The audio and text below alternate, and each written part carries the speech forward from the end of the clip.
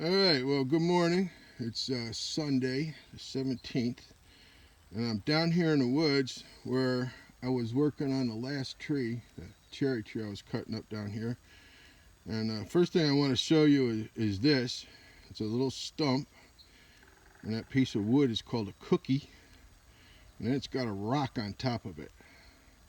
And that's a sign that somebody's been here, and I'll be willing to bet you it's my brother. He always leaves. We always do that. We leave signs for each other. So it's 8 o'clock in the morning. There's no wind. A little bit out of the south, and that's in my favor. Really important thing I want to talk to you about today is taking risk. I'm going to drop another tree, and that's always a risk. And as always, I combine forest recovery with recovery to mental health. And you always have to take a risk. You got to get off the couch.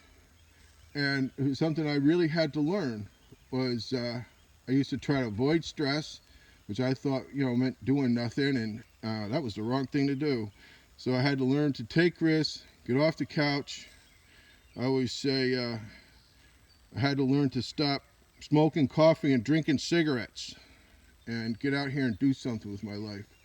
So this is a real good example of taking a risk and doing something. So right up here, make sure I can find it right. That's the stump where the last tree that I cut up came from. And you see it broke off. And I'll go over there and I'll show you what happened to that tree. Ants. I don't know, it could be termites, but ants. I see a lot of ants in these trees, so I saw ants when I cut it up, so ants. And then eventually a windstorm came along, blew it down. And remember, it was hung up in that tree right there. So I'm in the same place. And I really thought that was going to be my last tree for the season. It's getting hot. I got to start working on my garden. Firewood season's over, logging season's over in the woods a lot.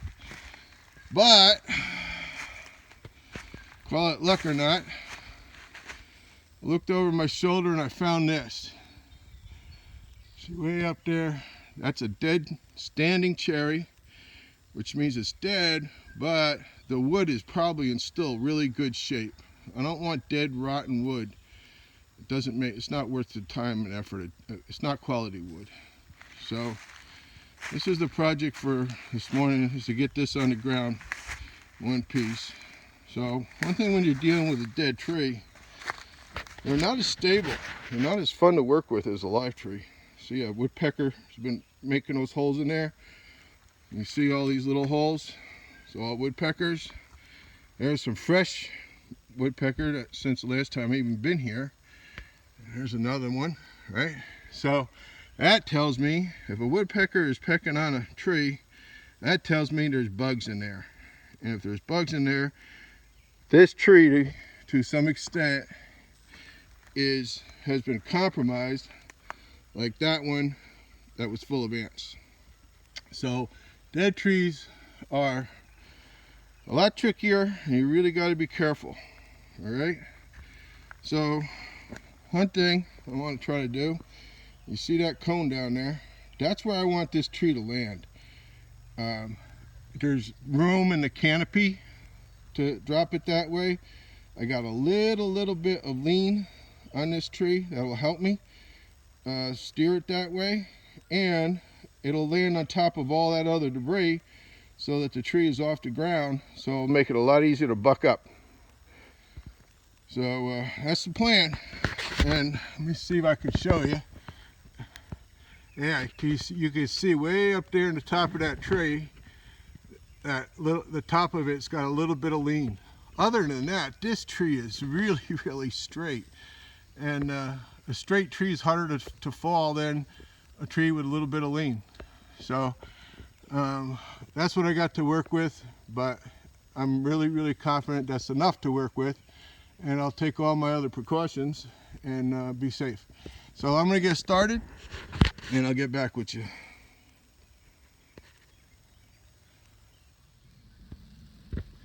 Alright, I cut my notch in there, and unfortunately I'm not surprised. There's a lot of ant damage.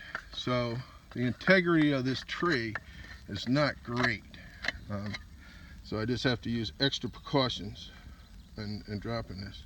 So I also have this square that I can put in the notch, and that tells me which direction have I cut my notch. And if you can tell, I'm a little bit to the right. So I'm going to adjust this notch to the left.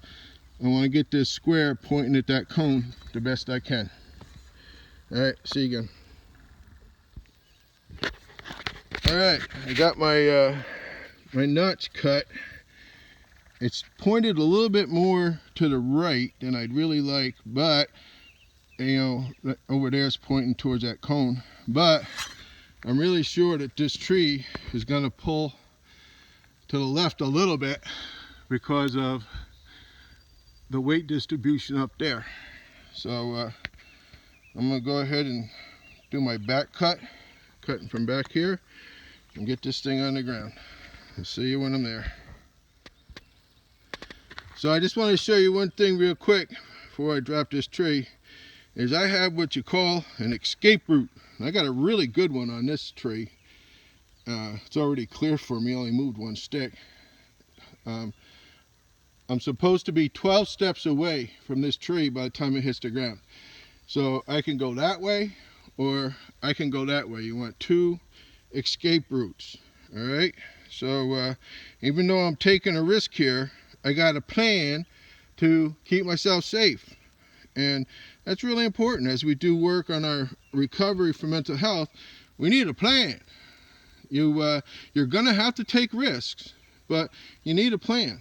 All right, I got skills, I got training, I got experience on my side, but I still have gravity against me. Right, gravity's a big thing when you're cutting trees. So I got my escape route, I got my wedges in case I need them. I think this tree's going to fall without needing them. And but I'm ready to go. All right, see you on the other side. All right, so this is going pretty good. I started my back cut, and that might be all I'll do. And I started to wedge it, which is actually already pushing the tree the way I want it to go. So I think I'm going to get my equipment out of the way, me out of the way, and I'm going to use the wedge. One thing I'm looking at is the tree actually going where I want it to go? And I think it's definitely, I don't know, I think it's going to the left a little more than I want it to. But I think we're in good shape. We're going to clear the canopy up there. That's one of the most important things. It's not going to get hung up on trees and really damage a lot of trees. So it's looking really good, right? So see you next time. Well, there it is. It's down. You can see how much damage there was to the tree because of the ants. You can see it right there. So I had, this is called holding wood. Didn't have a lot of good wood, but I had a length to work with. But as you can see, it really went where I aimed it with the wedge. Didn't go where I was thinking. I'm that far off of the where I had the cone, and it fell on the right side of that stump. But although it didn't land exactly where I wanted it, it's just fine for working. It's up off the ground a lot, and that matters a lot to get it cut up. Unfortunately, this little tree here, little maple tree, got skinned up. I'll have to take that tree down. I can use that for kindling. And that tree over there got skinned up a little bit. So I definitely got more collateral damage than I'm happy with. But this isn't always a pretty job. I do the best I can, and anything that I damage, I take out and use. So I got it down. I'm in one piece. You know, that's the two most important things, right? I guess the most important thing is that I'm in one piece. one of the things I had to be really careful about is that the top of these trees, dead trees, they can very easy break off. They're smaller pieces of wood and they've been dead and rotten longer than the bulk of the tree.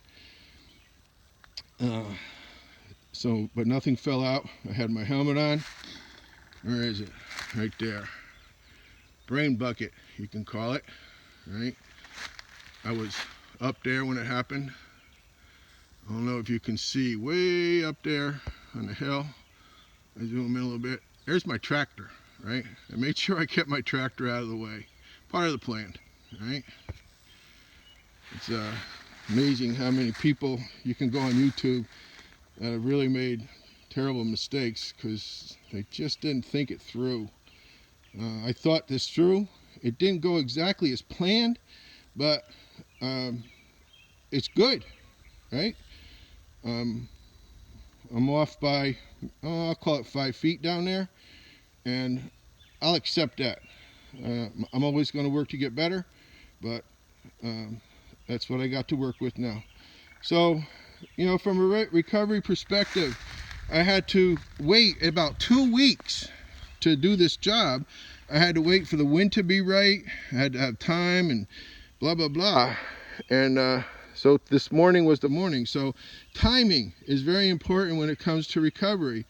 If you rush a decision and the timing's not right, it can be really bad. If the wind was out of the northwest, this would not have been good. I had virtually no wind or a little bit of wind out of the south. Really good. Right now you can't see them, I don't think, but there's 2 little possums down there. That's why I love being in the woods, seeing the little woodland creatures. You know, I definitely, you know, anytime you're dealing with gravity, I have a good understanding of gravity. I used to be a pilot, and now I'm a trained logger, got a little bit of experience. Gravity is your #1 enemy, and you really got to understand that. So for me, what was probably my #1 enemy that prevented me from experiencing recovery was lack of information. When I first got sick, the main goal was medical stabilization, which means staying out of the hospital, doing the best you can medically, and I did that. I learned how to do that. But what I didn't learn to do was move forward with my life and learn to pursue my full potential. So I guess that's all I'm going to say about this job right now. I'm going to get bucking it up a little bit because I know I'm going to lose some wood to the ants. Some of this wood is not worth taking out and splitting. I want to see how far I'm going to get up in here until I get good wood. That's a good important step I want to see now. All right, thanks for being with me this morning. Good day. It's gonna get a little hot. I got a little bit of breeze. I got shade. I got possums in the woods. I'm in one piece. My plan worked pretty good, and I'm doing it. All right. Till next time. Thanks, guys. Forest Recovery. Hit subscribe and leave a comment.